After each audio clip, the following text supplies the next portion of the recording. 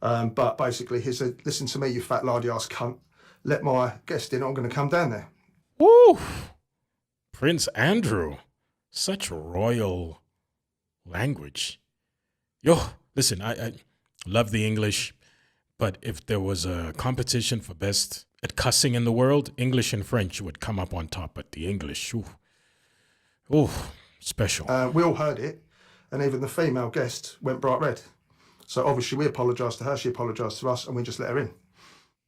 Oh my God. Prince Andrew, really a man without any redeeming features. I get them turning bright red. I can't, but I probably would if I were white. But yeah, it's just wow. I mean, I think Prince Andrew at some point actually told a girl, well, from her statement, apparently, allegedly, he told her when she tried to refuse, like he said it was his birthright.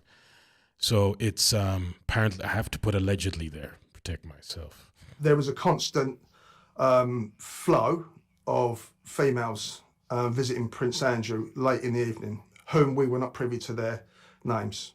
So, what amongst the protection officers? What was the banter about Prince Andrew and his entourage of women? The number that were coming in. We obviously thought it was a bit of a boy, and the joke was he should have a revolving door in his bedroom. You know, it was that sort of attitude. I mean, he would get his protection officers to drive some of these females home. And to be quite honest with you, last time I looked, Royal Protection Command isn't the taxi service. Yeah, but I'm sorry. Around the world, that tends to be what you eventually become. We're here to protect you, but they use you to flex on the chicks, on the ladies. Like, no, my protection officer will take you home.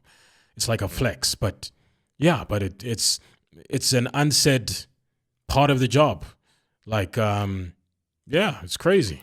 So he misused police resources for his own ends. But obviously, protection officers aren't going to say no. They're going to do what they're told.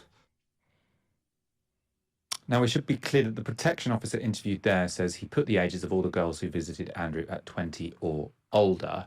But as the investigation into Andrew grows, protection officers will now be questioned over his Epstein links, with officers being asked to consider carefully whether they ever saw or heard anything relevant to the case. Others around Andrew may have had more material incentives to turn a blind eye. Andrew's ex-wife, Sarah Ferguson, who continued to live with the prince after their divorce, appears to have benefited financially from a relationship with Epstein. On one occasion in 2001, she received $150,000 from the billionaire. Sheesh. Whatsoever. I blame the upbringing.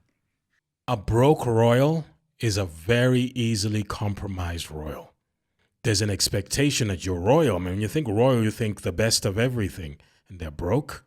That's why people give a lot of money to royals, because you could compromise your state. So a broke royal is a problem. Though a spokesperson for the former Duchess said the money related to share options she had earned as an ambassador for Weight Watchers. Okay. Even in 2010, though, just months after Epstein was released from house arrest following a child sex conviction, Ferguson wrote to him to express her gratitude for his generosity and kindness. "I am at your service," she says at the end of the email. "Then just marry me." There's no suggestion that marry the money. Woo!